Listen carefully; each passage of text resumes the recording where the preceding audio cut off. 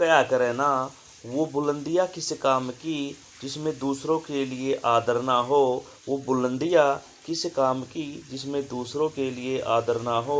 वो पैसा ही क्या जो मेहनत से कमाया ना हो। तो हेलो प्यारे बच्चों, आज फिर मैं आपके सामने करंट के कुछ इंपॉर्टेंट क्वेश्चन लेके आया हूँ। तो आइए चलते हैं अपने फर्स्ट क्वेश्चन की तरफ। तो हमारा फर्स्ट क्वेश्चन है, academic bank of credit and artificial intelligence कार्यक्रम किसने लॉन्च किया है। जो academic bank of credit and artificial intelligence कार्यक्रम है वो किसने लॉन्च किया है। पीएम ने, रक्षा मंत्री ने, गृह मंत्री ने, इनमें से कोई नहीं। तो इसका राइट होगा भाई पीएम ने। और ये जान लेते हैं, और ये हमारे पीएम है भाई नरेंद्र मोदी। तो ये जान लेते हैं, पीएम मोदी ने एकेडमिक बैंक ऑफ क्रेडिट सहित कई शैक्षिक पहल शुरू की है। ठीक है, जो उच्च शिक्षा में छात्रों के लिए कई प्रविष्टाएं और निकास विकल्प प्रदान करेगी। एकेडमिक बैंक ऑफ क्रेडिट की परिकल्पना एक डिजिटल बैंक के रूप में की गई है, जो किसी भी पाठ्यक्रम में एक छात्र द्वारा अर्जित क्रेडिट रखता है।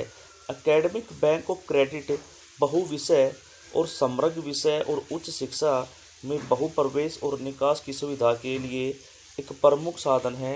एकेडमिक बैंक ऑफ क्रेडिट और आर्टिफिशियल इंटेलिजेंस कार्यक्रम युवकों को भविष्योन्मुखी बनाने और एआई संचालित अर्थव्यवस्था के लिए रास्ता खोलने के लिए है।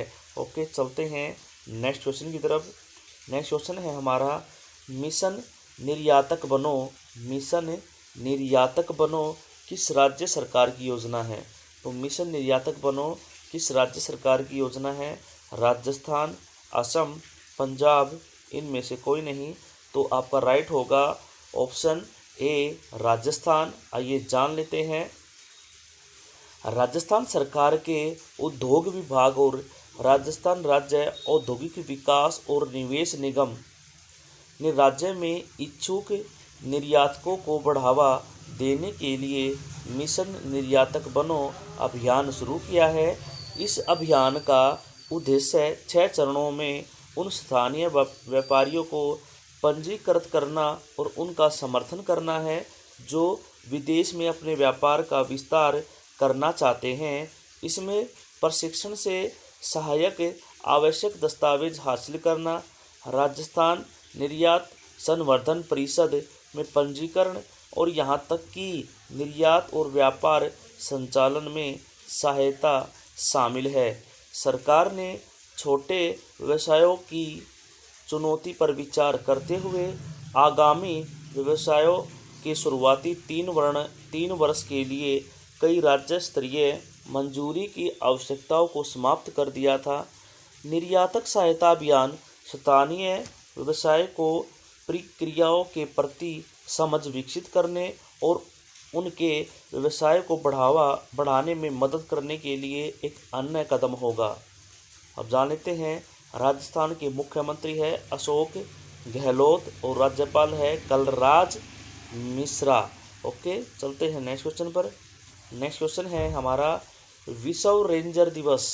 विश्व रेंजर दिवस कब मनाया जाता है। ऑप्शन है आपका ए 31 जुलाई, 30 जुलाई, 29 जुलाई, इनमें से कोई नहीं। तो आपका राइट होगा ऑप्शन ए 31 जुलाई। आइए जान लेते हैं,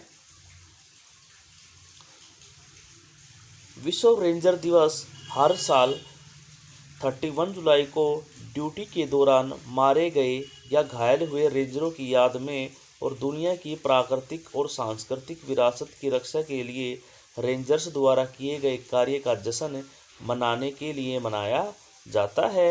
विश्व रेंजर दिवस उनके महत्वपूर्ण कार्यों का समर्थन करने का अवसर प्रदान करता है जो पर्यावरण अभियान से लेकर शिक्षा तक है। यह दिन ड्यूटी के दौरान अपनी जान गंवाने वाले रेंजरों को श्रद्धांजलि देने का भी एक अवसर है। रेंजर एक ऐसा व्यक्ति होता है जिसे पार्कलैंड और प्राकृतिक संरक्षित क्षेत्रों को संरक्षित करने का काम सौंपा जाता है। एक रेंजर आमतौर पर वन रेंजर या पार्क रेंजर को संदर्भित करता है। 1992 में आज ही के दिन इंटरनेशनल रेंजर फेडरेशन की स्थापना हुई थी। विश्व रेंजर दिवस अंतर्राष्ट्रीय रेंजर महासंघ द्वारा बनाया गया था और पहली बार 2007 में आयोजित किया गया था। ओके, चलते हैं अपने नेक्स्ट क्वेश्चन पर।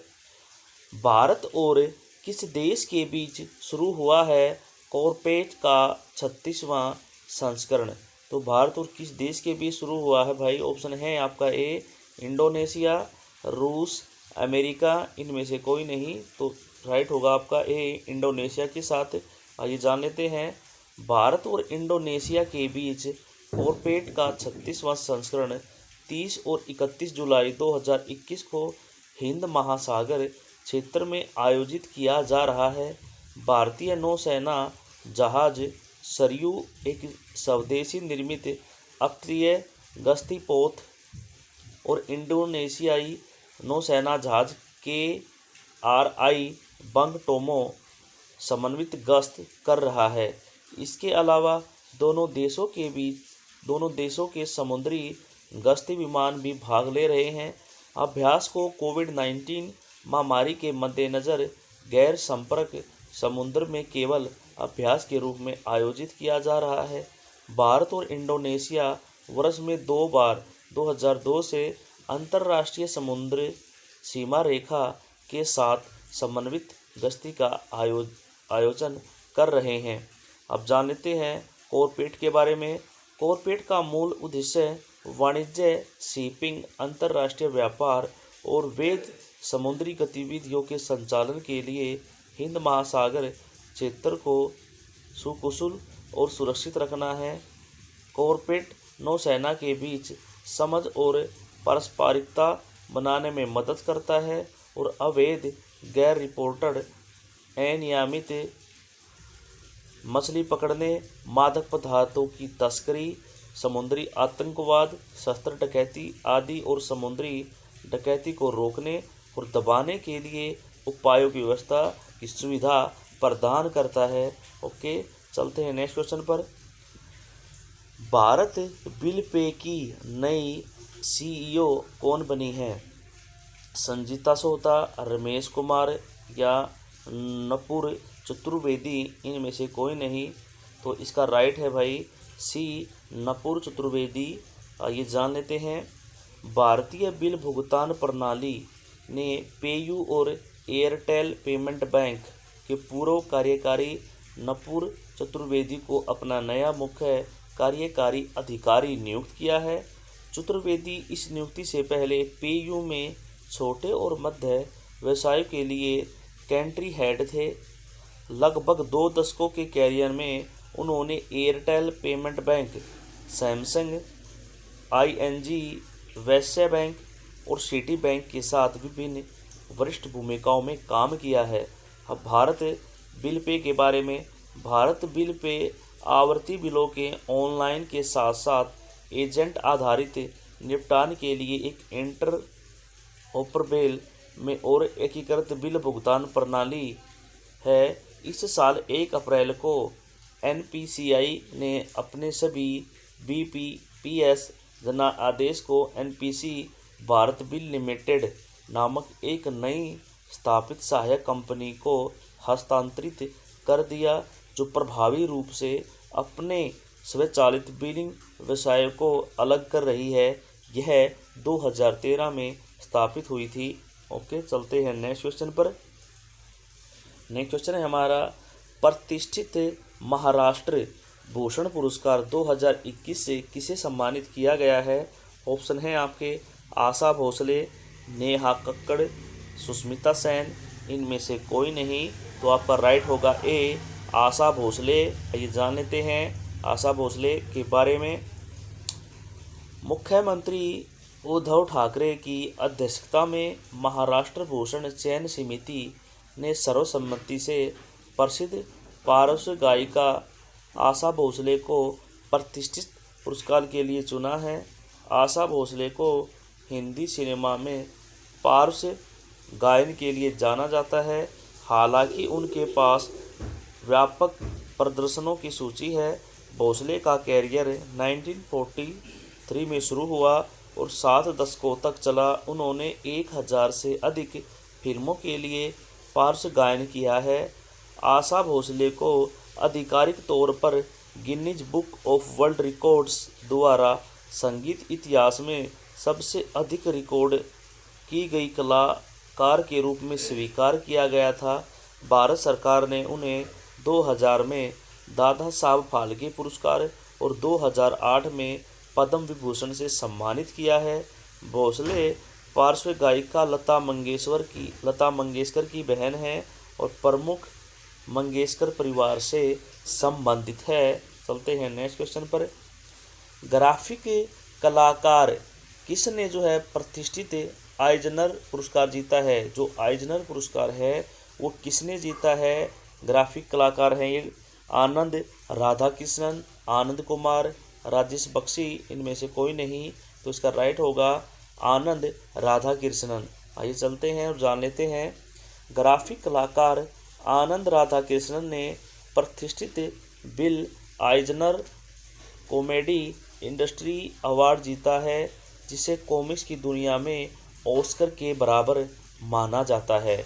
आइजनर पुरस्कार प्रतिवर्ष दिए जाते हैं और राधा कृष्णन द्वारा जीता गया पुरस्कार सर्वश्रेष्ठ चित्रकार, मल्टीमीडिया कलाकार, एक ग्राफिक नोवेल की कला और छवियों के निर्माताओं को सम्मानित करने के लिए दिया जाता है। राधा कृष्णन ने यूके के कलरिस्ट जॉन पियर्सन के साथ पुरस्कार साझा किया।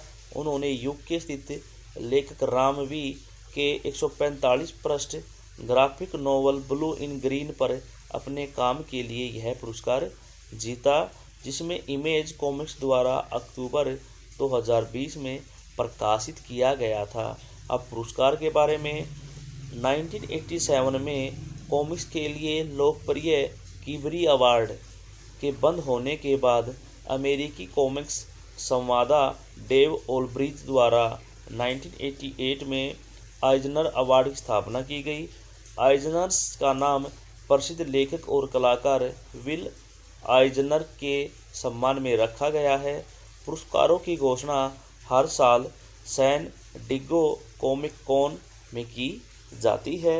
ओके, तो ये चलते हैं नेक्स्ट क्वेश्चन पर।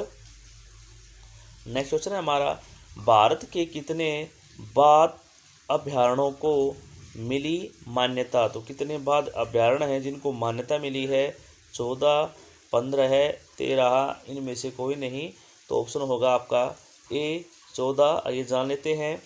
भारत से 14 बाघ अभयारण्यों को 29 जुलाई 2021 को अंतर्राष्ट्रीय बाघ दिवस के अवसर पर वैश्विक संरक्षण सुनिश्चित बाघ मानकों की मान्यता प्राप्त हुई है। राष्ट्रीय बाघ संरक्षण प्राधिकरण ने बाघ रक्षकों को बाघों और जंगलों की रक्षा के लिए उनके प्रयासों के लिए मान्यता दी है। कार्यक्रम के दौरान NTCA का त्रैमासिक न्यूज़लेटर स्ट्राइप्स भी जारी किया गया। तो भारत की 14 टाइगर रिजर्व जिन्हें वैश्विक मान्यता प्राप्त है वे हैं, इनके नाम दिए गए हैं। तो आप ये क्या करें, इसका स्क्रीनशॉट ले लें। ओके, आप चलते हैं नेक्स्ट क्वेश्चन पर। नेक्स्ट क्वेश्चन है हमारा, HDFC बैंक, ICI बैंक और एक्सिस ने किस में हिस्सेदारी खरीदी है? तीनों ने किस में हिस्सेदारी खरीदी है भाई? ब्लॉक चेन में, ओपन चेन में, क्लोज चेन में, इनमें से कोई नहीं। तो इसका राइट होगा ब्लॉक चेन। आइए जान लेते हैं। भारत के 3 सबसे बड़े निजी ऋणदाताओं ICICI बैंक, HDFC बैंक और एक्सिस बैंक ने ब्लॉकचेन वित्तीय प्रौद्योगिकी फर्म IBBIC प्राइवेट लिमिटेड में हिस्सेदारी ली है। HDFC बैंक और एक्सिस बैंक ने प्रत्येक शेयर के लिए ₹5 लाख का निवेश किया है। ICICI बैंक ने यह भी कहा है कि उसने IBBIC के अंकित मूल्य ₹10 के 49,000 पूर्ण चुकता इक्विटी शेयर की सदस्यता ली है, जो जारी और चुकता शेयर पूंजी का 5.44% है। इसने शेयरों के लिए 4.9 लाख का भुगतान भी किया है। तो जान लेते हैं IBBIC के बारे में। IBBIC को इस साल 25 मई को एक वित्तीय प्रौद्योगिकी कंपनी के रूप में शामिल किया गया था, जिसका उद्देश्य है भारतीय वित्त सेवाओं के क्षेत्र के लिए वितरित खाता प्रौद्योगिकी समाधानों की खोज, निर्माण और कार्यान्वयन के लिए एक मंच प्रदान करना था। वित्तीय क्षेत्र के लेन देन में ब्लॉकचेन अनुप्रयोग के उपयोग का विस्तार करने के उद्देश्य से लगभग 15 बैंक IBBIC की स्थापना के लिए एक साथ आए हैं। ओके, तो ये तो थे आपके आज के करंट के क्वेश्चन। तो आप हमें कमेंट बॉक्स में ज़रूर बताएं कि आज के क्वेश्चन कैसे थे। ओके, कल फिर मिलते हैं हम आपके एक नए वीडियो के साथ। तब तक के लिए बाय।